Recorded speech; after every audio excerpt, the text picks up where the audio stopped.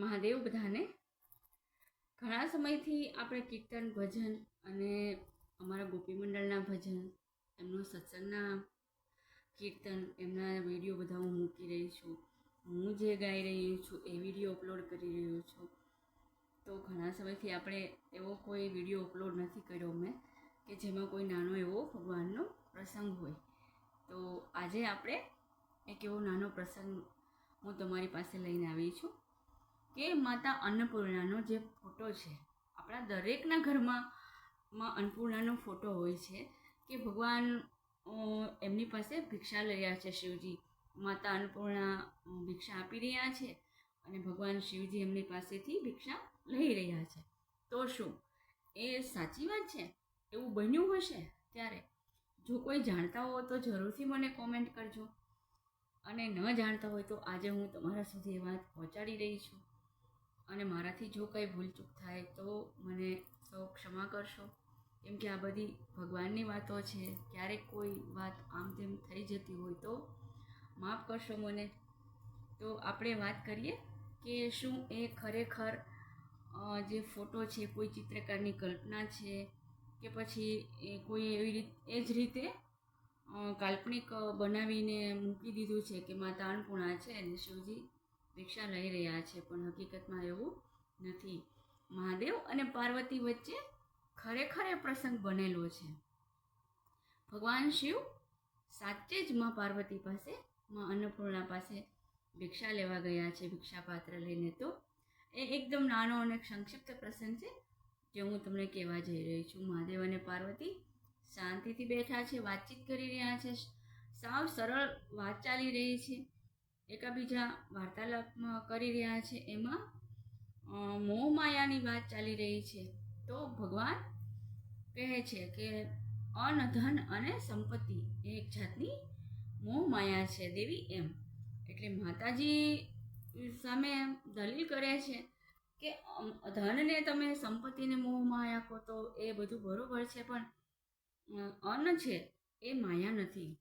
તો મહાદેવ તો યોગી છે, સંન્યાસી છે, તપસ્વી છે, એમને અન્ન પ્રત્યે પણ કોઈ મોહ નથી. એટલે એ એમના વિચાર પ્રમાણે સત્ય છે, સાચા છે. એટલે એ મહાદેવીને કહે છે કે નહીં મહાદેવી, અન્ન છે એ પણ એક જાતની માયા છે, કેમ કે પોતાને કોઈ અન્નની જરૂર પડતી નથી. પોતે તો કેટલા સમય સુધી ધ્યાનમાં લીન થઈ, સમાધિમાં લીન થઈ જાય, કેટલા વર્ષો સુધી એ તપ કરે છે. એમને કોઈ જમવાનો કે કોઈ ભૂખ તરસ એ બધું કશું એનાથી એ દૂર છે. ભગવાનને એવી જરૂર નથી પડતી. એ તો મહાન સંન્યાસી છે, મહાન તપસ્વી યોગી છે, અને એટલા મોટા સાધક છે કે આજ સુધી કોઈ એવું સાધના કરી ન શકે. ભગવાન જ્યારે પણ ધ્યાનમાં હોય છે ત્યારે એને કશું વસ્તુની જરૂર નથી પડતી. ભોજન છે, ભૂખ તરસ, પાણી છે, કોઈ બી વસ્તુની એને જરૂર નથી પડતી. પણ એ આપણા સૌનું ધ્યાન રાખે છે, ધ્યાનમાં હોય તો પણ. એટલે એ મહાદેવીને, એ મા પાર્વતીને દલીલ કરી શકે છે કે ભાઈ અન્ન છે એ દેવી મોહ માયા છે, અન્નની કશું એવી જરૂરત, તમને મોહ છે એમ. એટલે માતાજીને ખોટું લાગી જાય છે અને માતાજી કહે છે જો તમે એવું માનતા હો કે જો અન્ન પણ ધન સંપત્તિની જે મોહ માયા હોય તો હું અદૃશ્ય થઈ જાઉં છું, કેમ કે હું એક અન્નપૂર્ણા છું. ઘરે ઘરે અન્ન પહોંચાડું છું, લોકોની ભૂખ ભાંગું છું, પીડા ભાંગું છું, અને ધન ધાન્યથી બધાના ઘર હું ભરેલા રાખું છું. અને તમે જો એમ કહેતા હો કે અન્ન પણ માયા છે તો હું આજથી અદૃશ્ય થઈ જાઉં છું. માતાજી રિસાઈ જાય છે અને અદૃશ્ય થઈ જાય છે. ભગવાન શિવ વિચાર કરે છે, બહુ કરી. થોડી વાર તો એવું લાગ્યું કે રીસાણા છે, હમણાં બધું શાંત થઈ જશે, બધું નહીં વાંધો, હવે બધું પતી જશે. પણ માતાજી ખરેખર અદૃશ્ય થઈ જાય છે. ભોળાનાથને ક્યાંય મહાદેવી બતાતા નથી કૈલાસમાં. ખૂબ ગોતે છે મહાદેવ, પણ જડતા નથી. ધ્યાન કરે, જોવે છે.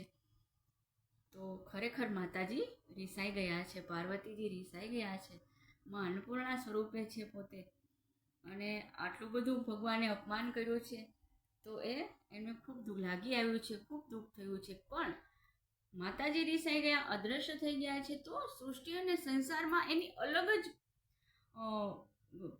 પેલું અલગ જ તે પડ્યું છે કે શું રીતે બધા લોકો પીડાવા લાગ્યા છે, દુઃખી થવા લાગ્યા છે. અન્ન છે એ બધું ખૂટવા લાગ્યું છે, અન્નના ભંડાર ખૂટી ગયા છે, પાક બળી જવા માંડ્યા છે. પૃથ્વી પર એની ખૂબ જ માઠી અસર થઈ છે.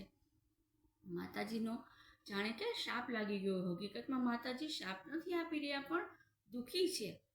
દુઃખના કારણે એણે પોતાની બધી માયા કહો કે એમનું આશીર્વાદ કહો, માતાજીએ એ બધું સંકેલી લીધું કે જો તમે કહેતા હો તો હું એ બધું બંધ કરી દઉં.